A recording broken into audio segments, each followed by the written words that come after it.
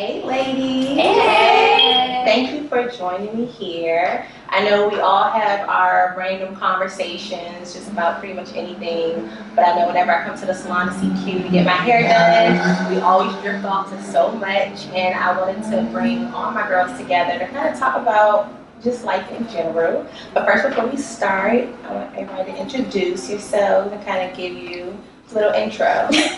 Well, my name is Clarita. I go by Q.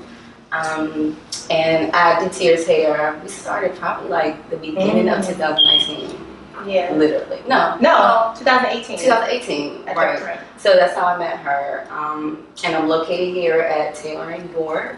I own On the Run LLC, and that's why I'm here. I'm on the run, and that's that.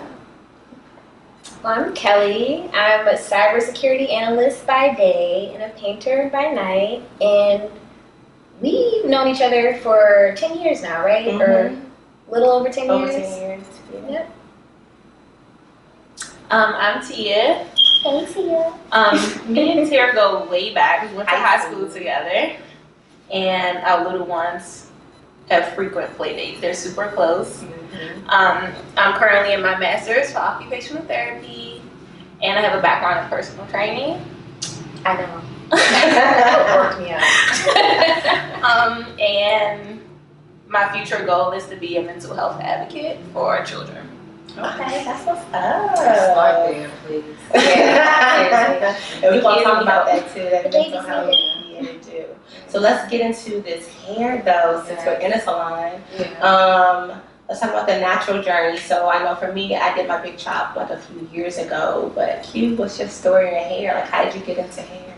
Ooh, hair started a really long time ago for me. Yeah, I was like 3 years old, and my grandmother used to make me take naps. And I don't know about y'all, but I can't stand taking naps. It's not back then. Now I appreciate it. Yeah. I love it. Yeah. I remember like then I literally thought she was trying to ruin my life. It was a punishment. I'm like, why would you do that? So I said, I'm gonna show off. All right, I'm gonna show you. So one day, my mother used to secretly sometimes it kind of make me like settle in, and so I just threw like ponytails and barrettes all in her hair, and she thought it was funny when she woke up. So in my mind, in my mind, I'm like, this is okay. Like this is my thing. So I've always. The only reason I played Barbies, put it like that, was to do their hair and change their clothes. There was nothing. I was scared of Barbies when I was little. I only like the Barbie head. That was it. To do the hair. Oh, to do the hair. That was it. Do on her body. I just feel like they were looking I feel like they were looking at Shade me. one You know, like side. toys come to night and like life is Like like toys. No, that's like Chucky. Yeah, Yeah. Yeah. Speaking of which, I have a Chucky doll, but that that is a little freaky. I didn't borrow that. Let me see. Well, I didn't You hear was my still child. bit. I'm sorry to cut you off. No. But yeah, so you But yeah, that's how it started. Yeah, I was a kid. And then, yeah, how, you know what? Let's talk about how On the Run started. That was really interesting. Very kind of spiritual. It started with some dreams. And this is when I was working at Parlor Salon. So this is before I came to this lovely oasis, Taylor York. I got my career started at Parlor, but I had this dream right before I came here, and it was really telling me about anyway, the dream, I'm gonna skip to it. It was the main thing that made sense to me was that it was this figurine, and I was located in the house, and the figurine, let's just pretend that plant is like the figurine. And I walked up to it and I was like, fly little birdie, come alive. And so the figurine came alive and it's like flying across the room. And then something said, you better read what it says, because they had like a little banner, and I'm like, all right. So I read it, and it says, don't leave DC yet, invest in the run. Wow. And then literally my dream skipped to me coming out of water. Y'all, I'm not lying. I had long curly hair, like longer than teeth, like long. I was like, So you were like, And what, was I that can't Venus? Is that Venus? You know the painting Yeah. where I don't know. it's like coming what out I of the was. shell and your hair so long it's like covering. Yeah. Size on it. Damn, that was the universe speaking to you. That was, and that's why like I started meditating on that for like 6 months, and then yeah, that's how this came about too. This journey right here. That's pretty beautiful. And that's when I started wearing my hair natural. Like 2 months before that, I had the other dream about my hair looking amazing. Woke up, cut off the straight hair. Then that dream happened. So growing up, how was your hair? Like, how would your mom do your hair? Was it relaxers? Was it? I got relaxer. braids? My first relaxer, I was 5. 5. I'm not even lying. Wow. It was puffy and cute, but Donna was like, it's too puffy. She was like, it's pretty, you know, it was just too puffy for her. So, you know, she's like Too early difficult. 20s. Yeah. Yeah, so she's just like, I'm just gonna relax it. And my hair is falling out. I had dreadlocks. I had all colors. I've been picked on about this hair. So it's been every. And do you remember when you stopped getting relaxers? My last relaxer, I'm gonna say maybe 2000. Wait, what are we? 2008, 2000. Maybe 2015. Maybe. Okay. Yeah. What about you, Kelly? My hair journey, when it comes to like being natural, has been about bodily autonomy. Because similar to your story, Q, I got my first relaxer when I was 10. And I didn't even know exactly what was happening. I also have an aunt who's a hairstylist. And so I just remember when everything was done, my hair was bone straight.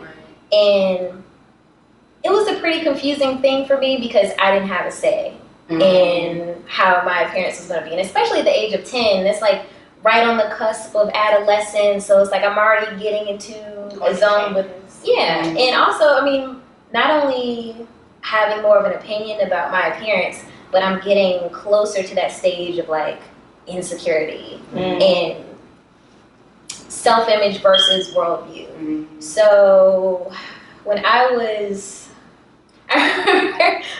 19 years old, right? I was like, okay, well, I at least want to get bangs. I literally never had bangs. It's ridiculous, right?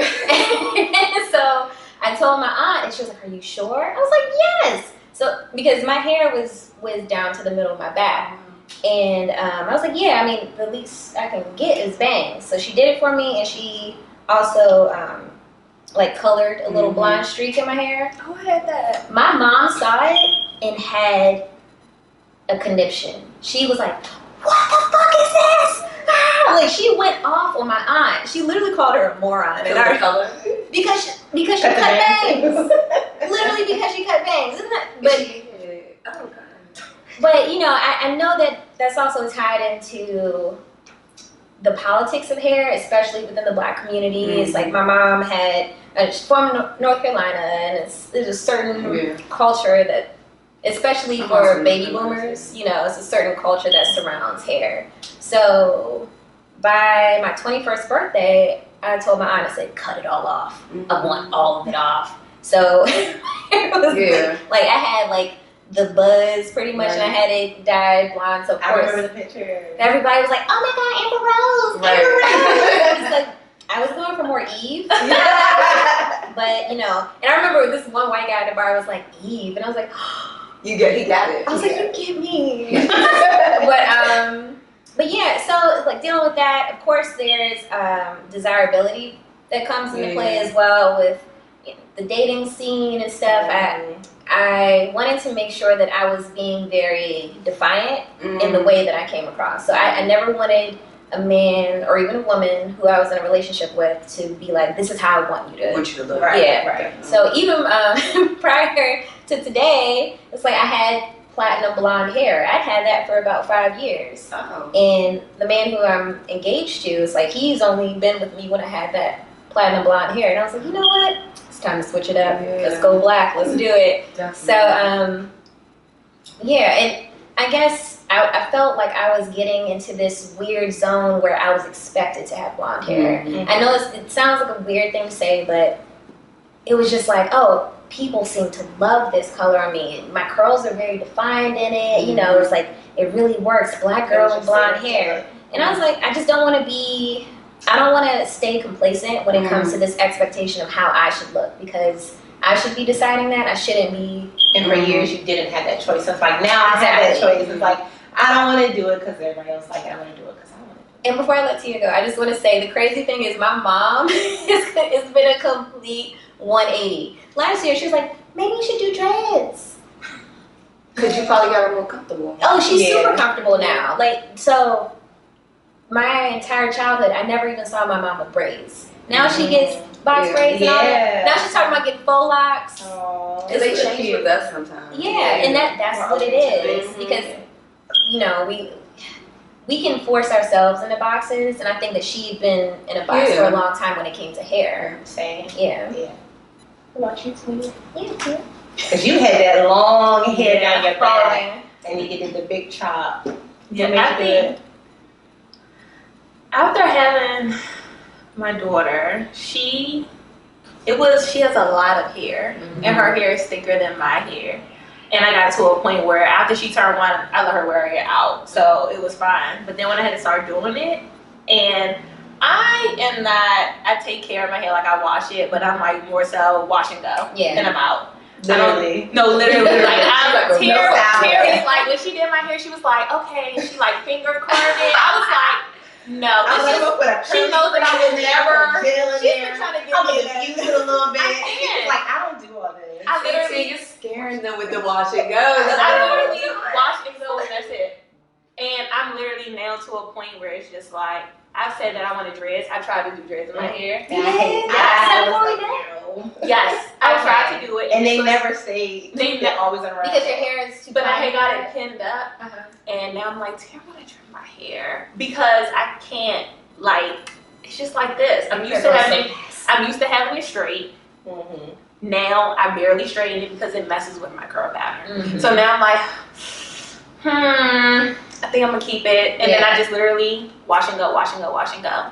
But now you have faux locks, so now it's like, oh, I can just get some fake dreads, and it works.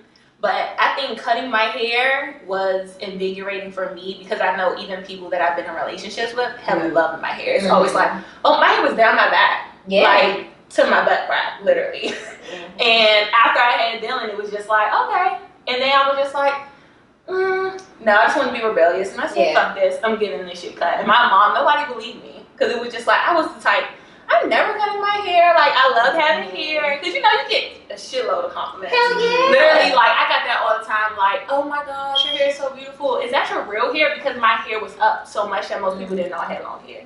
It was literally wrapped up in a bun. I would wash my hair, put it in a bun, and that's it. Where I would have it down, people would be like, that's all your hair? And I'm like, yep. And that's why now, even with the locks, I was like, because I barely do it. So why not just put it somewhere where it's still cute, and I can just wash it. And then I don't have to worry about it. You're low maintenance when it comes to hair. Very low, because I work out like 6 days a week. You do 2 a day. I know that you work out in the morning and at night. I've witnessed it. No, I literally, like, my wash and go today was like great, and then I worked out, pinned it up. I was like, come on, let's go.